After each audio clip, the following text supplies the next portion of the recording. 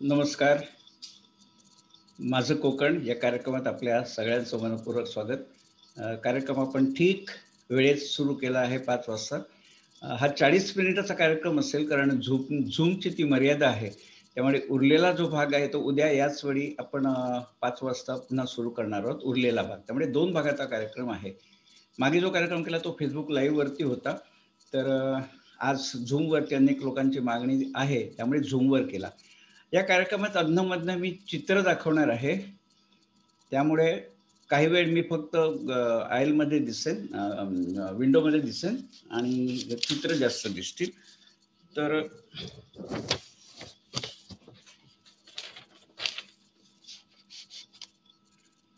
मी share screen करतो आहे. मी मधनं आपल्याला स्लाइड्स देखील बघायला मिळतील.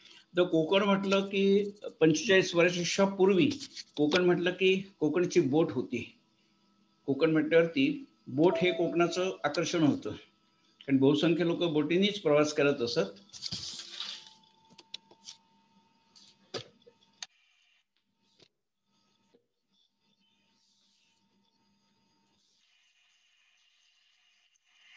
चल ग चिडवा पडावाचून बोटीत जपान, चल ग चिडवा पडावाचून बोटीत जपान. हो तो जोरवता शिमिटाच्या चाळीत, हो तो जोरवता शिमिटाच्या चाळीत. 8 दिवसांकागत गोदाड, 8 दिवसांकागत गोदाड. चल ग चिडवा पडावाचून बोटीत जपान. बोट पुढे चलता चिडूपाटी बघता, बोट पुढे चलता चिडूपाटी बघता.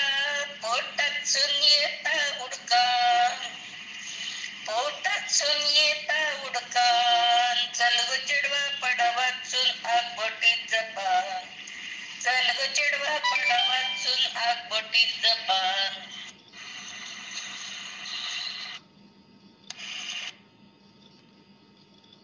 नमस्कार. माझ्या पिढीच्या मंडळींना हे बोट आणि हे गाणं देखील अनेकांना माहिती असेल. कोकणाशी निगडीत हे गाणं आहे.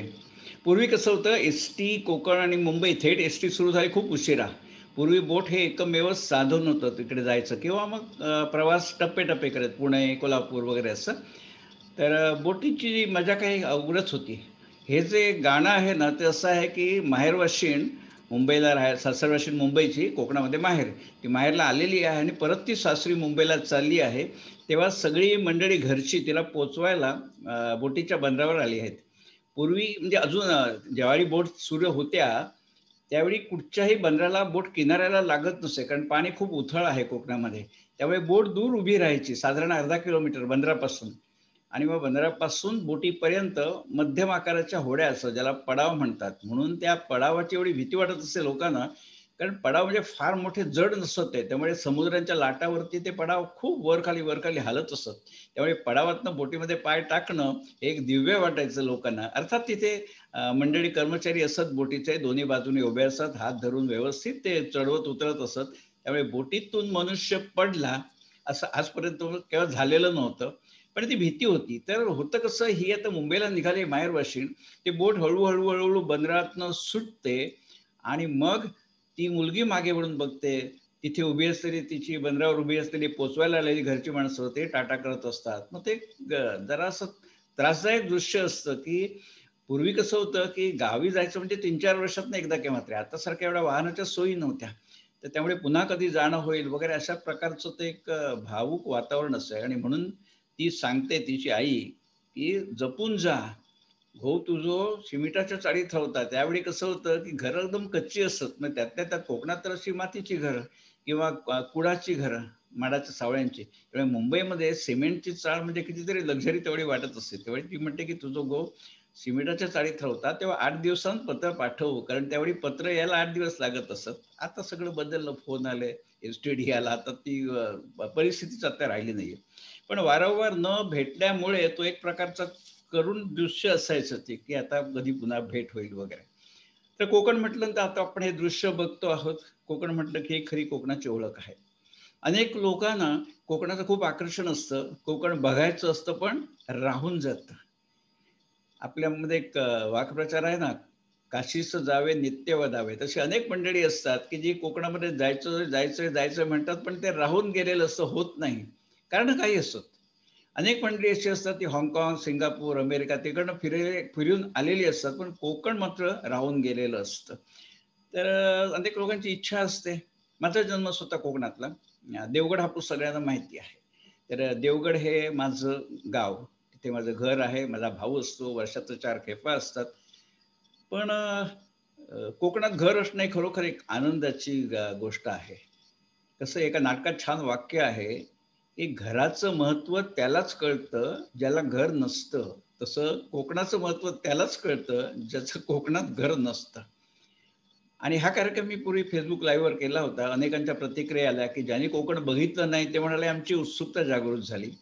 आणि ज्यांनी कोकणामध्ये ज्यांचं वास्तव्य आहे, ते म्हणतात, की "आमच्या एक आठवणींनी उजाळा मिळाला. कोकणाला घरी जाऊन आल्यासारखं वाटलं." ते कोकणात जायचं असेल, तर जो मुख्य ऋतू आहे ना, तो म्हणजे पावसाळ्याचाच. कोकणात जायचं असेल, तर मुख्य चांगला जर काळ कुठचा असेल, तर तो गणपतीचा. कसं होतं, की गणपतीच्या दिवसामध्ये कोकणात एवढं विहंगम दृश्य असतं ना, की रानफुलं जांभळ्या रंगाची, पिवळ्या रंगाची, शेंदरी रंगाची, पांढऱ्या रंगाची आणि शेकडो चौरस फूट असे ना वाफेच्या वाफे असतात. म्हणजे असं वाटतं, की एक शेंदरी रंगाचा गालिचा घातलाय, जांभळ्या रंगाचा गालिचा घातलाय. तर असं ते एक सुंदर विहंगम दृश्य असतं. तर म्हणजे तो खरा मौसम जो आहे ना, हंगाम कोकणात जायला, तो पावसाळ्यातला. भले थोडेसे सुरुवातीला रस्ते-बिस्ते दरड कोसळलेली वगैरे असते. पण त्या दिवसात जी काही मजा असते ना, झेंडूची फुलं असतात आणि ताटवीच्या ताटवे असे असतात. तर मग इतकं ते सुंदर दृश्य असतं. जरूर कोकणामध्ये जायचं. आता कोकणाची ओळख म्हटल्यावरती आपल्याला हे माहिती असतं, की सुपारीची झाडं, त्याला पोफळ म्हणतात. नारळाची झाडं, त्याला माड म्हणतात. रतांबा आहे, आंबा आहे. ही सगळी झाडं ही खरी कोकणाची ओळख आहे. आता हे आपण बघतो ना, सुपारीची झाडं इतकी जवळ-जवळ असतात, तर सुपाऱ्या काढायला जो कोणी मनुष्य वर चढतो ना, तो पुन्हा खाली उतरत नाही. तो एका पोफळीवरून पोफळ म्हणजे सुपारीचं झाड. तो वर चढला ना आणि त्या झाडाच्या सुपाऱ्या काढल्या, की तिथून तो हात लांब करून दुसरं झाड पकडतो आणि ह्या झाडावरून त्या झाडावर माकडं जशी उड्या मारतात ना, तशी माणसं ती त्याला स्किल आहे त्याला, कौशल्य आहे. पण अशी 10-10, 12-12 झाडावरती बाजूबाजूलाच असतात त्या. म्हणजे पुन्हा चढा, पुन्हा उतरा, हे त्यांना श्रम करायला लागत नाहीत. अर्थात ते करणारी माणसं निश्चितपणे तरबेज असतात त्याच्यामध्ये. येड्या-गबाळ्याचं काम ते नक्कीच नाहीये. पण ही खरी जी मजा असते ना, तिथे गेल्यावरती एक मन प्रसन्न होतं अशी झाडं बघून आणि रंग तर म्हणाल ना, की सगळ्या प्रकारचे रंग. आता खाली आपण बघतो निळे ढग आहेत, काळा डांबरी रस्ता आहे, बाजूला मातीचा रस्ता आहे, हिरवं रान आहे. त्यामुळे कोणी एक तिथलीच माहेरवाशीण मुंबईला असणारी, तिला एकदम हे बघून एवढी ती बेभान झाली आणि तिला ह्या ओळी सुचल्या, "लाल नागमोडी वाटा माझ्या हिरव्या कोकणी, पडे मना प्रश्न सदा, रंग पोतीयले कोणी." आता कसं झालंय, की हे दृश्य जिने बघितलं आणि ती माहेरवाशीण आहे, अरुंधती कणकर ठाण्याला वास्तव्य असतात. आता हे सासरचं नाव आहे तिचं. पण तिने उत्स्फूर्तपणे ही कविता लिहिली ना, ती कवयित्री वगैरे नाहीये बरं का. पण ते हृदयातून येतं ना, जे हृदयातून येतं, ते आपोआप कागदावरती अगदी आपल्या हृदयातली भाषा म्हणून उतरतं. इतकी सुंदर कविता तिने लिहिली नाही. अगदीच यंदाच्याच एका दिवाळी अंकात ती आता प्रसिद्ध झाली आहे. लाल नागोमोडी वाटा माझ्या हिरव्या कोकणी, पडे मना प्रश्न सदा, रंग ओतले हे कोणी. लाल कौलांचे ते घर, ती उतरली आहे बोटीच्या बंदरावरती, मुंबईहून आली आहे, बोटीच्या बंदरावर उतरली आहे. तिथून मग बैलगाडीने घरी जाते. घर जवळ येतं तसं-तसं तिला हे सगळं सुचत जातं आणि हे मनात गाणं सुचता-सुचता ती घरापाशी येऊन थबकते. ती म्हणते, "लाल कौलांचे ते घर, गर्द हिरव्या झाडीत, माड पोफळीची झाडे सदा चवऱ्या ढाळीत. आम्र वृक्षराज भव्य उभे असती डौलात, जणू स्वागत करती पाहुण्यांचे ते झोकात. उतरुनी पायऱ्या ते करी अंगणी प्रवेश, पारिजात करीस तसे शुभ्र फुलांची बरस. चार पावले चालता येते मांडवाच्या दारी. कोकणामध्ये घराच्या समोर, प्रत्येक घरासमोर मांडव असतं. चार पावले चालता येते मांडवाच्या दारी. ताई आली गोळा होते तेथे सारी. म्हणजे हे जे प्रेम आहे ना, ते घरातली मोठी माणसं, लहान मुलं सगळी एकदम कौतुकाने येतात, की ताई आली मुंबईहून म्हणून.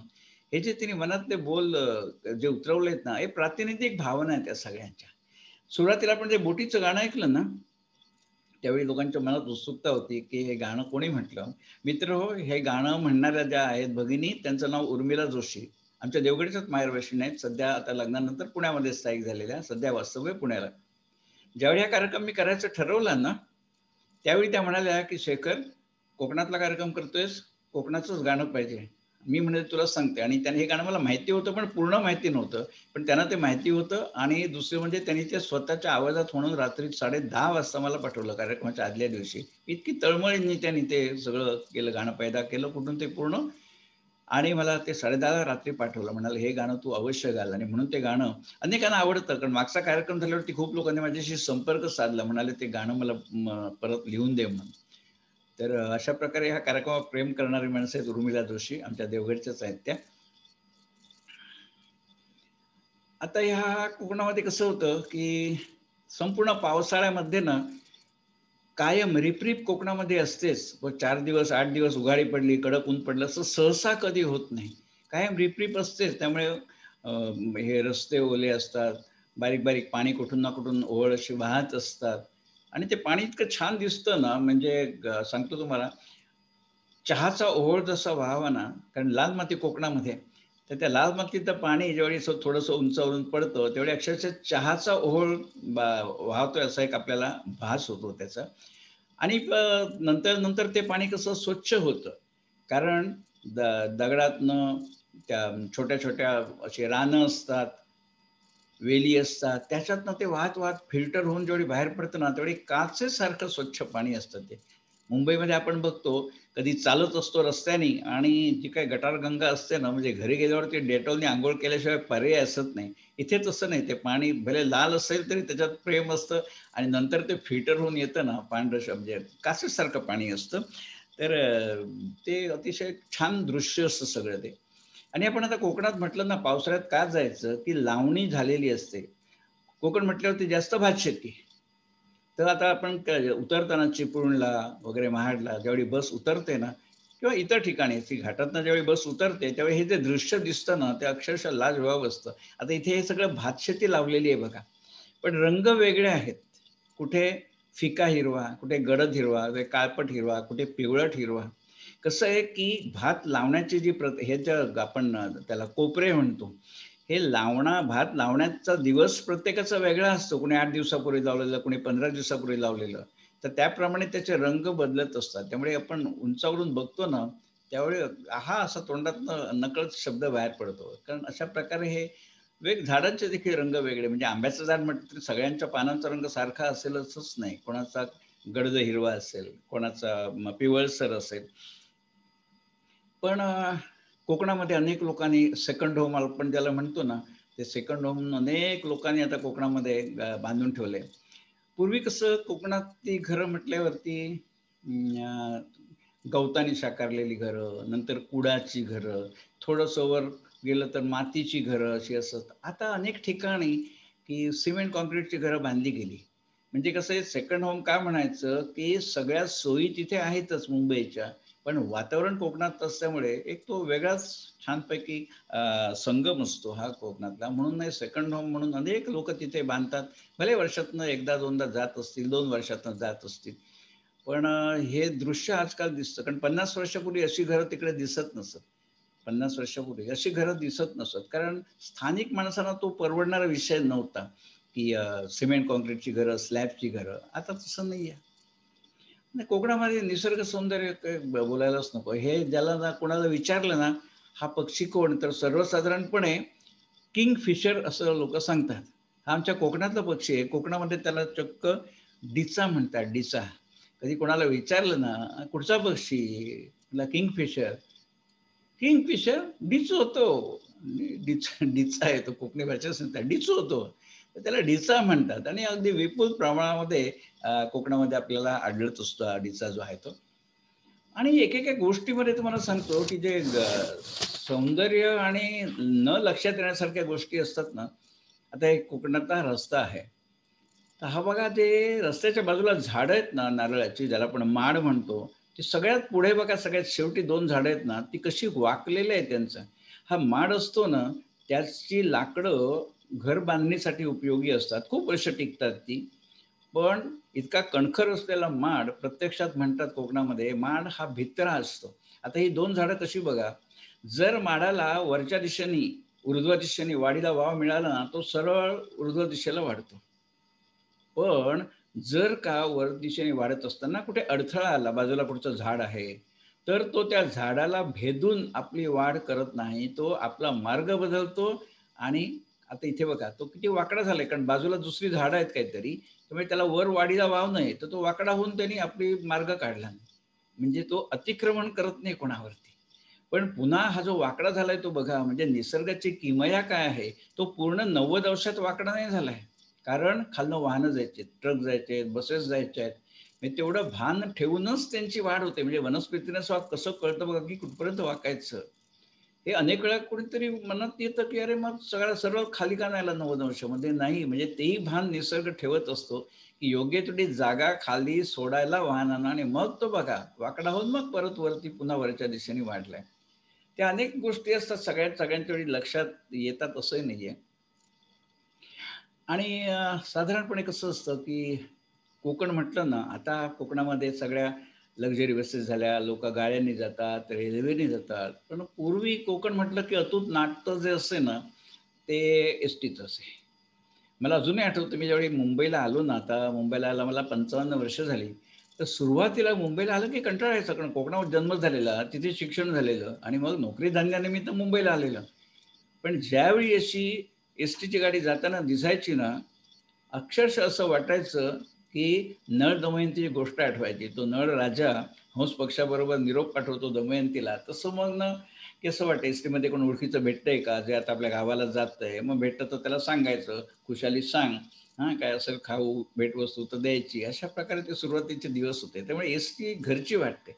अजूनही तुम्हाला सांगतो, बऱ्याच वेळा मी कोकणात जाताना ना, कोल्हापूरपर्यंत मग लक्झरी बस किंवा कसंही जातो रेल्वेने आणि कोल्हापूरपासून मग पुन्हा एस-टीने जातो. ती एक जी मजा असते ना एस-टीची, एक आपलेपणाचं ते एक नातं असतं एस-टीचं. त्यामुळे अजूनही एस-टीबद्दल प्रेम नाही असं कोकणी मनुष्य कुठे आपल्याला दिसणार नाही.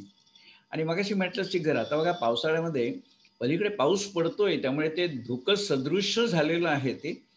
पण प्रत्यक्षात पाऊस पडतोय तिकडे. अजून तो हळू तो चालत माणूस चालतो ना, तसे ते ढग चालत येतात.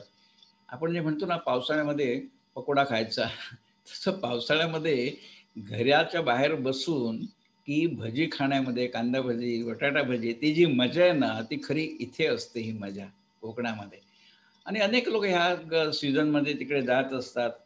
आणि आता कसं झालं, की 45-50 वर्षापूर्वी जे कोकण होतं ना, ते आता तसं राहिलं नाही. खूप सोयी झाल्या.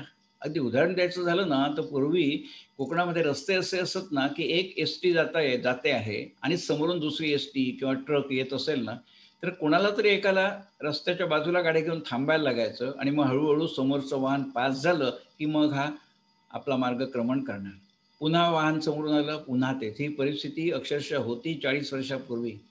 पण आता ते राहिलं नाही. आता हे रस्ते बघा मध्ये पांढरा पट्टा दिसतोय. ते दुतर्फा 2 लेनचे रस्ते झाले आहेत आणि पूर्ण वेगामध्ये गाड्या 2 व्यवस्थित पास होतात. त्यामुळे ते दिवस राहिले नाही. आणि ह्याचं श्रेय सांगतो तुम्हाला, इथे राजकारण काही नाही, पक्षीय राजकारण नाही. ह्याचं श्रेय आमच्या नारायण राणेंना आहे. कारण आम्ही लहानपणापासून बघतोय कोकणाकडे कोणी लक्षच दिलेलं नव्हतं. अहो, एक बस आली समोरून की थांबायची. किती वेळ लागत असे तुम्हाला सांगतो. त्यावेळी जायला आम्हाला कोकणातला प्रवास 17 तास लागत असत. आता साधारणपणे 12 तासात बस जाते. बोरिवली देवगड गाडी 12 तासात जाते. पूर्वी 17 तास मी प्रवास केलेला आहे. कारण सगळीकडे हेच असायचं. समोरून आलं की थांबा, गाडी साईडला घ्या. ते गेलं की पुन्हा जा. तोपर्यंत पुन्हा गाडी समोरून येते. ज्यावेळी शिवसेनेचं राज्य आलं, त्यावेळी नारायण राणेंनी हे कोकणातले रस्ते सुधारले. त्यामुळे निश्चितपणे संशयपणे श्रेय त्यांचं आहे. इथे राजकारणाचा भाग नाही, परत सांगतो, ते आहे ते आहे. आणि त्यामुळे आता कशा गैरसोयी काय राहिल्यात नाही. म्हणजे कोकणातलं वातावरण आणि सोयी सगळ्या मुंबईच्या असं ते सगळं झालं. आता कोकणामध्ये ही एक आणखी पूर्वी ओळख होती बैलगाडी. वाहतुकीचं साधन म्हणजे माल वाहतुकीचं साधन हे बैलगाडी होतं. आता बैलगाडी फार दिसत नाहीत. कारण ते खर्चिक होतं. बैलांना सांभाळणं, पाळणं ते खर्चिक होतं. त्यापेक्षा रिक्षा टेम्पो किंवा फोर व्हीलर टेम्पो हे स्वस्त पडतात आणि ते आता मुबलक तिकडे मिळत असतात. पण कोणीतरी एखादा मोठा शेतकरी हौसेनं बैलगाडी असते स्वतःपुरती. म्हणजे आपल्या मालाची शेतमालाची ने-आण करण्यासाठी हौस म्हणून बाळगतात. पण प्रमाण खूप कमी आहे त्याचं आता. कारण एक तर शेती देखील फार राहिली नाही तशी. त्यामुळे बैल बाळगणाऱ्यांची संख्या स्वतः बरीच कमी झाली आहे तुलनात्मकरित्या. पण हे बैलगाडी आकर्षण असतं. आम्ही लहान असताना त्या गाडीवाल्यांना विनंती करून ते एक जरा थोडा वेळ आम्हाला गाडीत बसव ना आणि ते बसवत असत प्रेमाने. मजेची गोष्ट ती असे. अनेक लोकांनी सगळं बघून ना माझ्या एक ओळखीच्या भगिनी आहेत. त्यांचं नाव नयना राऊत. गिरगावात राहतात त्या. त्यांचे मिस्टर विजय राऊत ते सी-डी-एस-एलमध्ये मॅनेजिंग डायरेक्टर होते.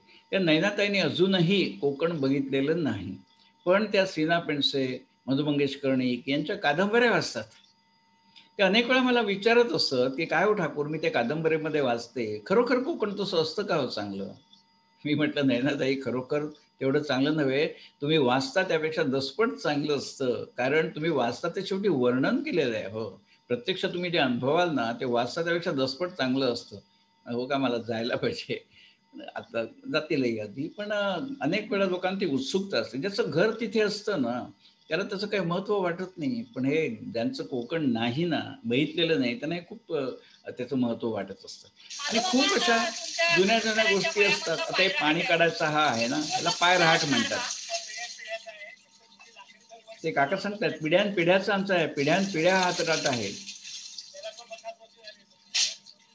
आणि याला काय रहाट गाडगं म्हणतात. कसं ते काम करतं म्हणजे?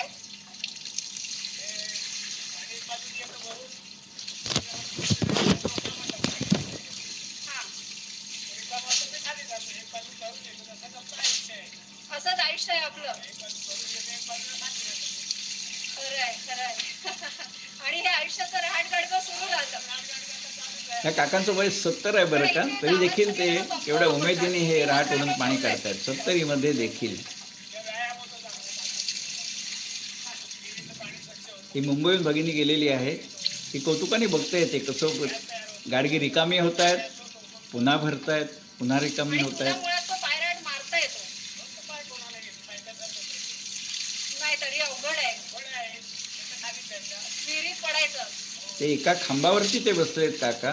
ते म्हणतात अवघड आहे, जपून करायला लागतं. मंगळागौरीत गाणं आहे बघ.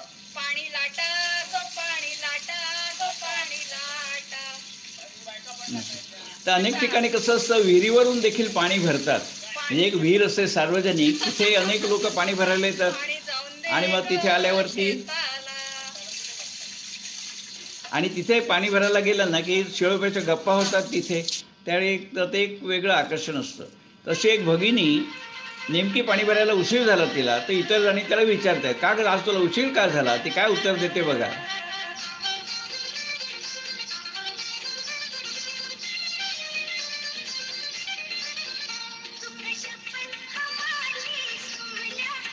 रमेश अणावकर यांचं हे गाणं आहे.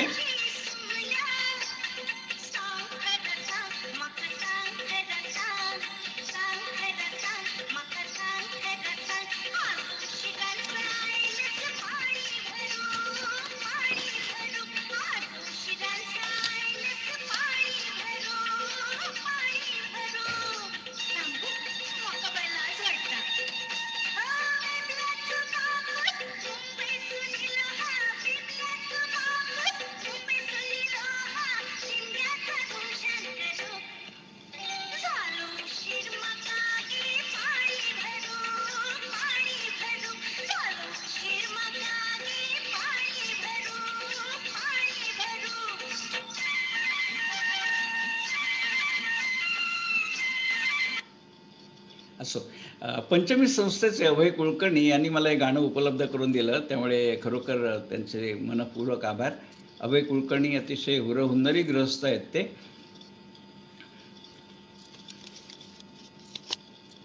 असो. तर हे आता पायराट आपण बघितलं ना, अनेक घरामध्ये पायराट असे ठेवलेले आहेत. कारण एक आनंद म्हणून, मजा म्हणून, आठवण म्हणून. कारण आता कोकणामध्ये वीज गेली, अनेक ठिकाणी विहिरीवरती पंप आहेत, तरी देखील हे पायराट ठेवला आहे. ते काका काय म्हणतात, तेवढा व्यायाम होतो, मजा वाटते. त्यामुळे अनेक घरात ठेवलेत आणि पिढ्यानपिढ्या ते जे म्हणाले ना काका, की पिढ्यानपिढ्या हे आहेत. याचं कारण असं, हे सागवानाच्या लाकडापासून बसवलेले असतात. त्यामुळे 60-60, 70 वर्ष झाली तरी ते लाकूड कुजत नाही. आणि अनेक ठिकाणी असतात. आता कोकणामध्ये जसं नवीन सगळं गॅस आला, सगळ्या ठिकाणी आता कोकणामध्ये बऱ्याच ठिकाणी गॅस देखील आलेले आहेत. पण जुन्या नव्याचा संगम आहे. कारण अजूनही कोकणातल्या अनेक घरामध्ये चुली ठेवलेल्या असतात. चुलीवर थोडंसं माफक स्वयंपाक करतात. म्हणजे दूध तापवणं किंवा भात करणं तांब्याच्या पातेलीमध्ये हे अजून अनेक घरामध्ये असतं. त्या गृहिणी काय म्हणतात, की ओटा असतो घरामध्ये, नंतर पाणी सुद्धा आता रेडीमेड येत असतं आणि स्वयंपाक जो उभ्याने करतो, जेवायला टेबला खुर्चीवरती बसतो. मग म्हणाले खाली बसणं आणि उठणं ही क्रियाच होत नाही. तर ते खाली बसण्या उठण्याची वेळ यावी म्हणून अनेक लोक काय करतात, की ही चूल ठेवतात. म्हणजे निदान 10 वेळा दिवसातनं बसलं जातं, उठलं जातं आणि त्या चुलीवरती जे दूध तापवतात ना, त्याला अतिशय सुंदर अशी दाट साय येते आणि त्याचे एक माधुर्य काही वेगळंच असतं. त्यामुळे सांगितलं तसं गॅस आला तरी अनेक लोकांनी त्या चुली अजून ठेवलेल्याच असतात. तसं घरांचं आहे. पूर्वी कसं म्हटलं असतं, की घरं ही गवताने साकारलेली असत.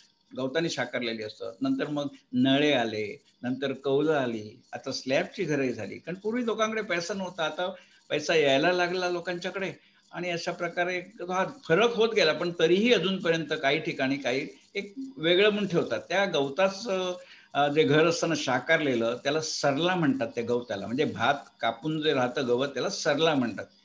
त्या सरला म्हणजे ते गवत वापरून साकारून जे घर असतं ना, त्याचं वैशिष्ट्य म्हणजे भर मे महिन्यात तुम्ही त्या घरामध्ये बसलात ना, तरी उष्णतेचा त्रास होत नाही. उन्हाळ्याचे वेगळाच गारवा येतो. वेगळाच एक गारवा त्याच्यामध्ये येत असतो. आणि कोकण म्हटलं की नारळ, सुपारी, रतांबे, आंब्याची झाडं ही खरी कोकणाची ओळख आहे. जसं आपल्या अंतू बर्वांनी सांगितलंय बघा. अंतू बर्व्यांचं व्यक्ती आणि पुलंचं व्यक्ती आणि वल्ली हे जे आहे व्यक्ती आणि वल्ली त्याच्यात त्यांनी छान दिले. ते अंतू बर्वा सांगतात मुलांना, आमच्या अंगणातलं हे झाड असतं त्यांचं आंब्याचं झाड. ते म्हणतात आमची ही गेली, अंतुबर्वा म्हणतात, आमची ही गेली आणि अंगणातलं आंब्याचं झाड मोहरायचं थांबलं. अहो, एकेकाळी 200-200 आंबे घेतले होते या झाडाचे, पण भाग्य कुठच्या वाटेनं जातं सांगता येत नाही हो. म्हणजे त्यांची पत्नी वारली आणि तिथपासनं ते आंब्याचं झाड आंबे द्यायचं, मोहरायचं बंद झालं. आणि हे ते अंतुबर्वा सांगतात तसं नाही, ते प्रातिनिधिक आहे. अगदी आमचं उदाहरण सांगतो तुम्हाला. आमच्याकडे खाली पूर्वी जे घर होतं ना, आम्ही राहत होतो, ते सपाटीपासून 1 किलोमीटर खाली होतं. त्यामुळे 1 तास लवकर अंधार पडायचा, 1 तास उशिरा सूर्य उगवायचा आणि सगळ्या दृष्टीने ते गैरसोयीचं पडायचं. इंटरनेटचा सिग्नल नाही, बसेस, स्कूल बसेस येत नाहीत, दुधाची गाडी खाली येत नाही. त्यामुळे मग आता आम्ही काय केलं, की ते घर आहे तसंच, पण 1 किलोमीटर रस्त्याच्या सपाटीला दुसरं घर बांधलं. तर तिथे आम्ही राहतो सगळे, मी, माझा भाऊ, नातवंड वगैरे. तर जुन्या घरामध्ये ना आमच्या अंगणामध्ये एक चिकूचं झाड होतं. म्हणजे जवळ-जवळ 90 वर्ष त्या झाडाचं आयुष्य आहे. अजूनही ते आहे. पण आम्ही तिथे राहत असताना ना अक्षरशः 2-2 मोठ्या पाट्या भरून ते चिकू मिळायचे. आणि आता आम्ही बघतो त्याला जास्तीत जास्त 10 किंवा 15 चिकू लागतात सीझनला. म्हणजे कुठे 200-200, 250-250 चिकू मिळायचे. ते 10-12 चिकू लागतात. कारण काय? वास्तव्य नाहीये. वास्तव्य नाहीये तिथे. आता त्या झाडाला पाणी दिलं जातं, त्याची निगा राखली जाते, तिथे कर्मचारी असतो, तो करतो. पण माणसांचं आणि झाडांचं जे नातं असतं ना, प्रेम, ते माणसांचा वावर नसल्यामुळे जसं ते अंतू बर्वा म्हणतो, की आमची ही गेल्यापासून झाड मोहरलंच नाही आंब्याचं झाड. तसा तो चिकूच्या झाडाचं झालंय. 4 वर्ष झाली आज. 10-15 चिकू जेमतेम असतात तिथे. हा जो फरक आहे ना, की झाडांना माणसांचं प्रेम लागतं, तसं गुरांना देखील लागत असतं. झाडांना लागायचं एक सांगतो, हल्ली अनेक लोक मुंबईहून तिकडे जातात, जागा घेतात आणि आंब्याची झाडं लावतात, इतरही झाडं लावतात. तर असं अनेक लोक असं वर्षातनं एखादी दुसऱ्या खेप असते त्यांची, कोणीतरी केअरटेकर ठेवलेला असतो. तसंच एक मुंबईहून ग्रस्त गेले तिथे. आमच्या शेजारी ना बंडोपंत पाटणकर नावाचे ग्रस्त होते, वारले आता ते. शेतकरी सरपंच होते. अगदी अतिशय हेल्पफुल मनुष्य. तर त्यांच्याकडे मुंबईहून गेलेला ग्रस्त भेटला त्यांना आणि म्हणाला, "बंडू काका, हे तुमची झाडं कशी डौलदार दिसतात हो, आमची तशी होत नाहीत. का असं होतं?" त्यावर बंडोपंत म्हणाले, "अहो, झाडांशी बोलायला लागतं. झाडांशी बोलायला लागतं तरच ती वाढतात." तर मुंबईच्या माणसाला ही संकल्पना थोडी वेगळी होती ना, की झाडांशी काय बोलायचं, झाडांशी काय बोलायचं. तेव्हा ते म्हणाले, "अहो, या झाडांच्या मधनं फिरायचं, काही पानं सुकलेली असतात, काही काटक्या अशा वाळलेल्या असतात, त्या मोडून टाकायच्या. आता सगळं करू शकत नाही, जेवढं हाताला लागेल तेवढं. पण असं झाडाच्या मधनं फिरायचं, बोलायचं त्यांच्याशी, त्यांना सगळं समजत असतं. पण हे सगळ्यांना ते पटणाऱ्या गोष्टी नशी असतात. मी तात्पर्य सांगितलं होतं, की झाडांना देखील ते प्रेम असतंच ना, निश्चितपणे प्रेम असतं. गुरांना तर असतंच असतं. गुरांना सुद्धा प्रेम असतात. आमच्याकडे एकेकाळी 15-16 गुरं होती. गाई, म्हशी, बैल सगळी संमिश्र. ते रात्री 10 वाजता माझा भाऊ जो गावाला असतो ना, तो रात्री 10 वाजले, की झोपण्याच्या आधी तो गोठ्यात जात असे. झोपण्याच्या आधी तो गोठ्यात जात असे आणि गोठ्यामध्ये गेलं, की सगळी गुरं, आता काही गुरं उभी असत, काही बसलेली असत, काही झोपेच्या तयारीत असतील. पण माझा भाऊ गेला ना, की घड-घड, घड-घड आवाज यायचा. सगळी गुरं जी बसलेली असते ती उठून उभं राहत असत आणि दाव्याला बांधलेली असल्यामुळे ना, तो भाऊ काय करायचा, आमच्याकडे गुरं अशी 2 समोरासमोर सगळी गुरं 15-16 गुरं आहेत ना, 8 इकडे 8 तिकडे आणि मध्ये अशा फळ्या लावून एक असा केलेलं असतं, त्याला गव्हाणी म्हणतात, गव्हाणी. त्या गव्हाणीमध्ये 2 बाजूला 2 फळ्या उभारलेल्या आणि मध्ये ते गवत टाकलेलं, म्हणजे ते गवत पायाखाली येऊ नये म्हणून. आणि ते दोन समोरासमोरून ती गुरं ते गवत खात असतात गव्हाणीतलं. तर भाऊ गेला ना 10 वाजता, की सगळी गुरं उठून उभं राहतात. मग भाऊ काय करायचा, की त्याच गवतामधले थोडी जुडी हो गवताची उचलायची आणि प्रत्येक गुराच्या तोंडात द्यायची. आणि आता ती गुरं दिवसभर गवत खाल्लेलं आहे, ती बसलेली आहे, झोपायच्या तयारीत असतील, पण तरी सुद्धा प्रेमाने मालकाने घातलेलं ते जुडीभर गवताची ती आसूसलेली असत आणि प्रत्येकाला तो घालायचा, ते भरवायचा. आणि पुढची जी गुरं असत ना, ती दावत आणून नुसती अशी वाट बघत असत, की मालक कधी येतो आणि मला कधी भरवतो. हे जे काही प्रेम आहे ना, आणि मग तो प्रत्येकाच्या मानेवरून हात फिरवणार, त्याच्या पाठीवरून हात फिरवणार, डोक्यावरून हात फिरवणार. हे सगळं हे मी प्रातिनिधिक सांगतोय. हा माझा भाऊच करतो असं नाही. सगळ्यांच्याकडे हीच पद्धत असते. त्यामुळे गुरांना जे प्रेम असतं ना, ते मालक आणि गुरु ते दोघंच जातात. आणि तुम्हाला उदाहरण सांगतो. आमच्या शेजारी एक गृहस्थ होते, त्यांची गुरं होती. तर त्यांचा एक बैल दुसऱ्या कोणाच्या तरी बैलाशी जबरदस्त त्यांचं झुंज लागली. इतकी झुंज लागली, की ह्या गृहस्थांच्या बैलाचं शिंग मुळापासून उपटून आलं. कल्पना करा, शिंग मुळापासून उपटून आलं म्हणजे केवढी खोल, जवळ-जवळ 3 इंच खोल जखम झाली त्याला. आणि त्यावेळी पशुवैद्यक वगैरे नव्हते आमच्या गावामध्ये.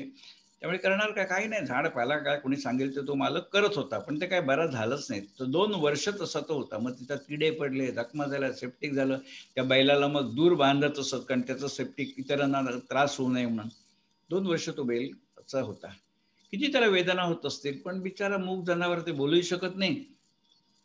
कोणीतरी सांगितलं त्या मालकाला, की "तर खाटीकाला देऊन टाक ना. हा बैल आता काही कामाचा नाही, तो शेतीला उपयोगी नाही. खाटीक घेतात तशी जनावरं, देऊन टाक." त्यावेळी तो शेतकरी रडायला लागला, म्हणाला, "मी खाटकाला देणार नाही माझा बैल. त्यांनी इतकी वर्ष माझी सेवा केली. मी त्याला माझ्यातली अर्धी भाकरी घालीन, पण त्याला खाटकाला देणार नाही." हे जे प्रेम असतं ना हो, हे प्रेम झाडांच्या वरती, गुरांच्या वरती, हे एक वेगळीच संस्कृती आहे ती कोकणाची. कोकणाची संस्कृती आहे ही. आता आपण नेहमी वाचतो ना, टोमॅटो शेतकऱ्यांनी कुठेतरी आंदोलन होतात. टोमॅटो रस्त्यावर फेकून दिले, भाज्या रस्त्यावर फेकून दिल्या, दुधाच्या कॅन रस्त्यावरती ओतून टाकले. अशी आंदोलनं आमच्या कोकणामध्ये कधीही झालेली नाहीत आणि मला वाटत नाही होतील असं. कारण ती एक संस्कृती आहे कोकणाची, की असलं कोणी करत नाहीत. आता यंदा तुम्हाला उदाहरणाने सांगतो, या कोरोनामुळे वाहतूकच बंद होती ना, ते कोकणामध्ये आंबे मुख्य उत्पादन. ते आंबे मुंबईला फारसं गेलेच नाही. अगदी तुरळक टेम्पो जे गेले ना, त्याने आंबे मुंबईला आले. पण बहुसंख्य माल मग खराबच झाला. बरं स्थानिक तिथे बाजारपेठ उपलब्ध नाही. मग लोकांनी काय केलं, अगदी माझा भाऊ सुद्धा, ज्यांच्या घरी आंब्याची झाडं नाही त्यांना अगदी बोलून बोलून आंबे दिले. अगदी कोणी मुंबईहून कोणी गाडी घेऊन आला, तर त्याला जे काय असेल ते दे. पण अनेकांना असे फुकट दिले, पण त्यांनी सरकारचा निषेध म्हणून, कारण लोकांना माहिती होतं सरकार तरी काय करणार आता. टेम्पो इकडे गेला, परत आला तो तिकडनं आजार घेऊन येईल. त्यामुळे जे आता आहे ते इलाज नाही. पण कोणी निषेध केला नाही, आंबे रस्त्यावर टाकले नाहीत. होता होईतो लोकांनी देऊन टाकले, कोणाच्या तरी मुखी पडत आहे. कारण ते अन्न आहे. कोकणामध्ये ना प्रत्येक अगदी गरीब शेतकरी जरी म्हटला ना, तो असलं कधी करत नाही. कधीही तो करत नाही. तो त्याला समजा कोणी टाकून दिलं तर तो काय म्हणेल, "अन्न हा नाता, अन्न आहे ना ते." तर ही धारणा जी आहे ना कोकणातल्या शेतकऱ्यांची, ती एक कोकणी संस्कृती आहे खरी सांगतो तुम्हाला. आणि अनेक वेळा काय होतं आपल्याला गोष्टी कळत नाहीत. आमच्या घरी एकदा व्यन्न कुलकर्णी म्हणून पत्रकार होते. जर्मनीमध्ये 16 वर्ष होते. नंतर मग ते भारतात आले. तर एकदा त्यांना मी देवगडला घेऊन गेलो होतो. त्यांनाही कोकण बघायचं होतं. तर आमच्याकडे देवगडला आमच्या घरी आले, ते 2 दिवस राहिले होते. एक दिवशी जेवायला बसले असताना ते मला म्हणतात, की "अरे शेखर, एक गोष्ट तुमच्या लक्षात आली का? आपण आता जेवायला बसतो, ताटामध्ये सगळे पदार्थ तुमच्या घरचे आहेत." आमच्या कधी लक्षात आलं नव्हतं. ते म्हणाले सगळे पदार्थ तुमच्या घरचे आहेत. आमच्या घरी भात होतं, तूर डाळ होते, नाचणी होते, चटणीत नारळ, मिरची, वांग्याची भाजी, मसाला, काकडीची कोशिंबीर, श्रीखंड, दूध आमच्या घरचं असतं, ताक घरचं असतं, शेंगदाणा आमच्याकडे होतो, शेंगदाण्याची चटणी होती. ते म्हणाले एक मीठ सोडलं ना तर एकही पदार्थ, मीठ सोडलं तर एकही पदार्थ बाहेरचा नाही, सगळा घरचा आहे. म्हटलं आमच्या लक्षातच कधी आलं नव्हतं. अनेक वेळा कसं होतं, नाटक आहे ना ते विंगेत बसून कळत नाही हो. नाटक विंगेत बसून कळत नाही, नाटक प्रेक्षकांपासूनच समजतं. तसं हे ना आमचं आम्हाला कळत नाही की सगळ्या वस्तू आमच्या घरातल्याच आहेत. मीठ सुद्धा होणार नाही असं नाही, आमच्या खालीच खाडी आहे, आणून ठेवलं ना तर मीठ देखील झालं असतं, पण ते अनेक लोक फुकट देत असतात, त्यामुळे कोणी ते घेत नसतं आपलं. तर असं कोकणात एक मजा मजा असते. कोकणामध्ये संध्याकाळ झाली की ते एक वेगळं वातावरण असतं ना, म्हणजे काळोख पडला नाही पण पडत चाललाय, त्यावेळी काही जे श्वापदा बाहेर येतात ना, तर उदाहरण सांगायचं तर कोल्हा. कोल्ह्याला नेहमी आपण म्हणतो ना, की भित्रा कोल्हा म्हणून. कोल्हा भित्रा वगैरे काय असत नाही. 2-3-4 लहान मुलं जर चालत असतील समोर कोल्हाला ना, तो व्यवस्थित आक्रमक होतो. किंवा एखादा मोठा माणूस जरी दिसला, तरी तो त्याला हूल देतो कोल्हा. 2 माणसं दिसली तो पुढे जात नाही. म्हणजे त्याने तेवढी अक्कल असते, की 2 माणसं आहेत, मला भारी पडतील म्हणून. तर हा भित्रा कोल्हा प्रत्यक्षात भित्रा नसतो. तो संध्याकाळी बाहेर पडतो कशासाठी? ही कोंबडी असतात ना, ती कोंबडी त्या कोल्ह्याला खूप आवडतात. तर ते कोंबडी पकडण्यासाठी तो बाहेर पडलेला असतो. त्यामुळे संध्याकाळी ती एक धास्ती असते कोल्ह्याची. तो कोल्हा, तरस वगैरे ते एकाच जातकुळीतले प्राणी आहेत दोघे.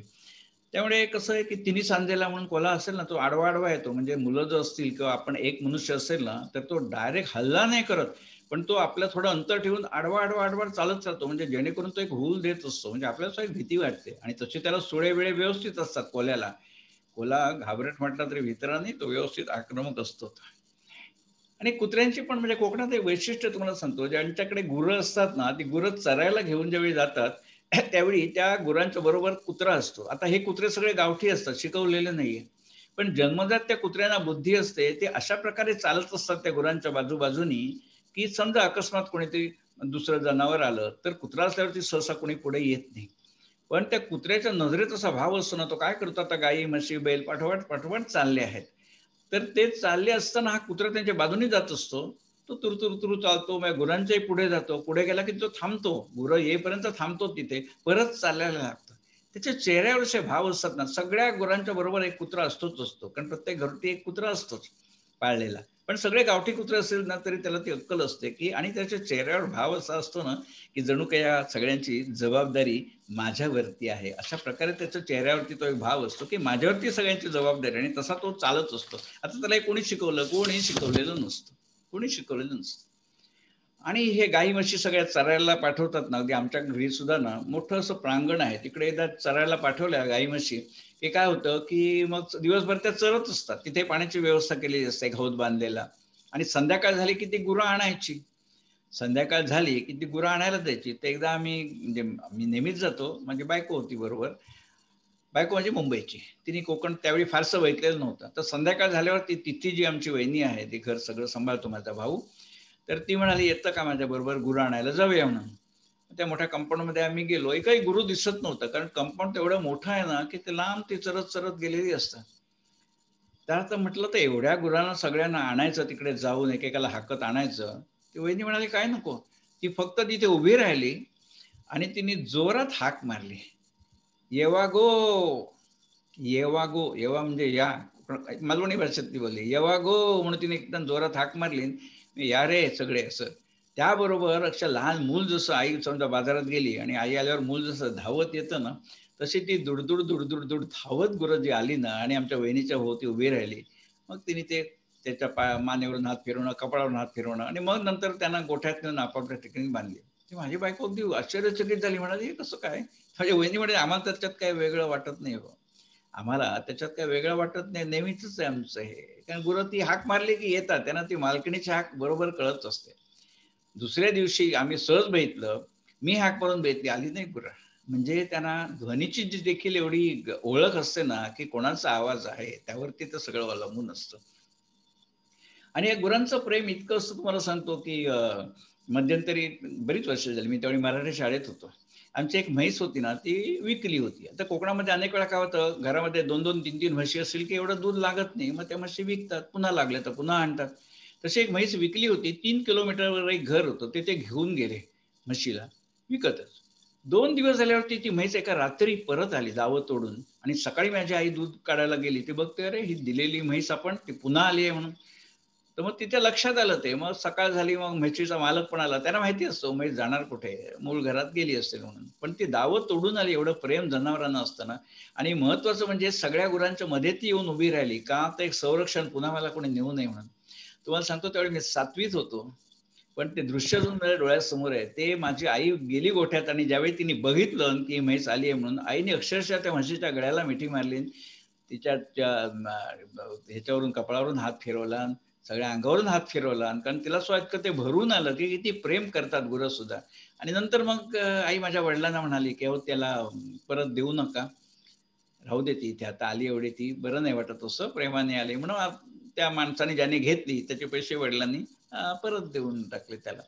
पण अशा प्रकारे गुरांचा जो जीव लळा असतो ना माणसाला, तो खरंच अगदी तितकं वर्णन करता येणार नाही.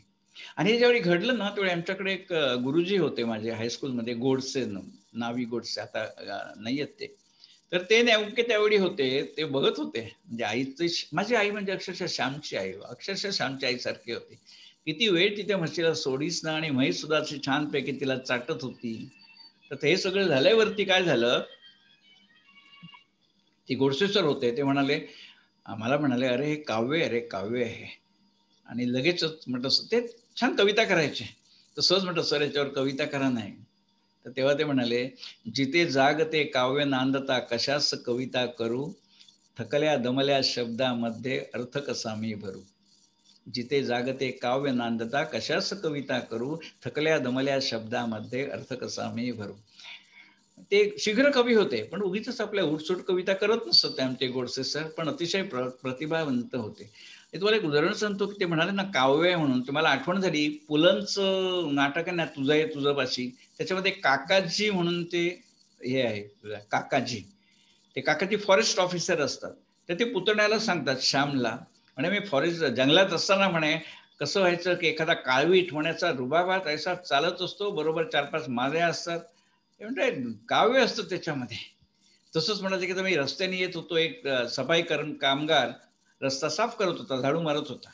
ते काकाजी म्हणतात, अरे तो ऐसा झाडू मारत होता, ऐसा झाडू मारत होता की एखादा क्रिकेटपटू बॅटिंग सुद्धा एवढी डौलदार करणार नाही म्हणून. तर ते म्हणाले, काव्य आहे श्याम भैया, काव्य आहे म्हणून. ते आमचे गोडसे सर नंतर आता नाही आहेत ते. ते शेवटच्या टप्प्यामध्ये त्यांना खूप मोठं आजारपण झालं. मुंबईला आले होते ते मुलाकडे. मी त्यांना भेटायला गेलो होतो. तेव्हा 2 तास गप्पा झाल्या, पण ते त्यावेळी ऑक्सिजनवरती होते. अधूनमधून ऑक्सिजन लागायचं त्यांना. तर त्यावेळी मी सहज 2 तास गप्पा होत होत्या. मी त्यांना आठवण केली सहज. म्हटलं, "सर असं-असं झालं होतं आमच्या घरी. तुम्ही आले होतात. आठवतं का?" म्हणाले, "आठवतं ना." बोलायला पण त्यांना त्रास होत होता खूप, कारण ऑक्सिजन लावत असत अधूनमधून. तर म्हटलं, "तुम्हाला ते आठवतं का कविता तुम्ही केलेली?" म्हणाले, "आठवते ना." म्हटलं, "आता करा ना एखादी कविता." त्यांनी मला विचारलं, "तू काय करतोस?" म्हटलं, "असं स्टॉक एक्सचेंजमध्ये आहे." "काय काम करतो?" म्हटलं, "भाषणं देतो." सांगितलं त्यांना सगळं. त्यांना बरं वाटलं ऐकून सगळं. तर म्हटलं, "सर," म्हणजे त्यांचा एक विरंगुळा मन रिझवायसाठी म्हटलं, "सर एखादी कविता करा ना." तर त्यांनी त्या स्थितीत सुद्धा शब्द फार येत नव्हते. पण मला माहिती होतं की पुन्हा असा प्रसंग येईल न येईल, कारण दिसत होतं हे त्यांचं आता दुखण्यातून ते बरे होणारे नाही. म्हणून ते कविता म्हणायला लागले ते थकलेल्या आवाजामध्ये. मी झटकन लिहून घेतली. ते शब्द इतके काळजाला भिडणारे होते ना, ते म्हणाले त्या क्षणी त्यांनी ती कविता केली. भले थकले होते खूप. ते म्हणाले, "शब्द न आता अर्थ पेलती, नेत्रामधुनी अश्रू बोलती. शब्द न आता अर्थ पेलती, नेत्रामधुनी अश्रू बोलती. समर्थ विजयी मम शिष्याचा, पराभूत मी गुरु. जिथे जागते काव्य नांदता, कशास कविता करू." आमच्या दोघांच्या डोळ्यात म्हणजे अक्षरशः गंगा यमुना व्हायला लागल्या. कारण त्यांनाही समजलं आणि त्यांनी माझा जो हात धरला ना, 10 मिनिटं हात धरून होते. त्या हात धरण्यामध्ये इतकं काही वाक्य होती ना, वाक्य बोलायची गरज नव्हती. त्यांनी हात धरला, त्याच्यामध्ये खूप खूप काही अर्थ होते. मित्र, मी आता इथे थांबतो आता. उद्या आपण उरलेल्या भागामध्ये अशाच गप्पा मारू. आज थोडं झूमचं वेळेचं बंधन आहे म्हणून उद्या आपण पुन्हा गप्पा मारू. धन्यवाद.